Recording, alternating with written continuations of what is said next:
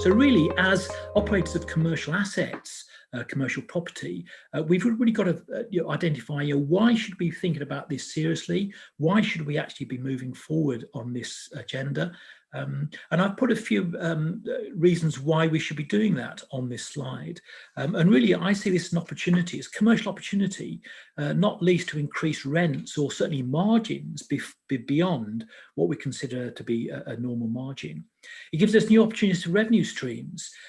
Clearly we've got buildings, these are big assets, they have large roofs, they have large thermal masses. And so in terms of mounting photovoltaic arrays and for energy storage, we've got a lot of opportunities to act in a community energy setting to actually either generate energy, so we can then resell that to the locality through either private wire systems or our tenants, okay, and generate a margin from that, or we can store that energy, particularly as we're moving towards renewable energy sources such as wind and solar. The sun doesn't shine all the time, particularly in the UK. The wind doesn't always blow all the time in the UK. So clearly, when we start talking about renewable energy, decarbonisation, move towards renewable energy sources, then actually storage becomes really, really important, and actually very valuable because the margins become quite significant.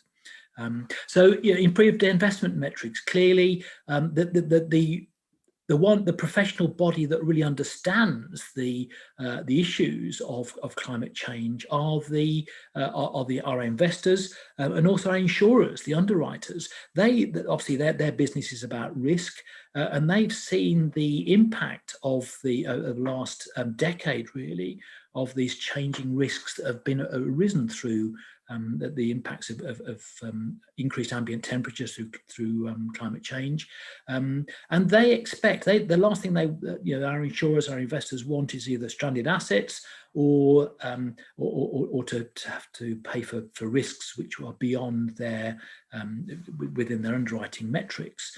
Clearly that responsible investment is a crucial element to why we should be considering it as commercial estate operators. Reducing costs is also an important one. If we can reduce our costs largely through energy inputs and supplies, then that leads immediately to the contribution to profit. If to generate profit through sales, then clearly those sales are going to generate costs, which you've got to look at that margin. So it's just the margin that contributes towards profit. If we've already got a business model which is working, then actually if we can reduce those costs in that model, then immediately margin increases and the profit increases as well, because there are no associated costs with reducing costs. And also preventing stranded assets. The last thing we want to do is start investing in structures for our commercial buildings, which in 5-10 years' time we realise actually they're no longer relevant.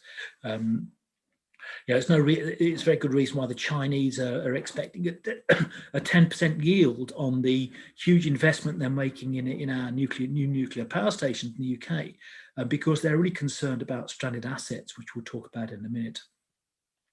And actually recruiting talent. If you're obviously commercial buildings require talent to actually manage and operate.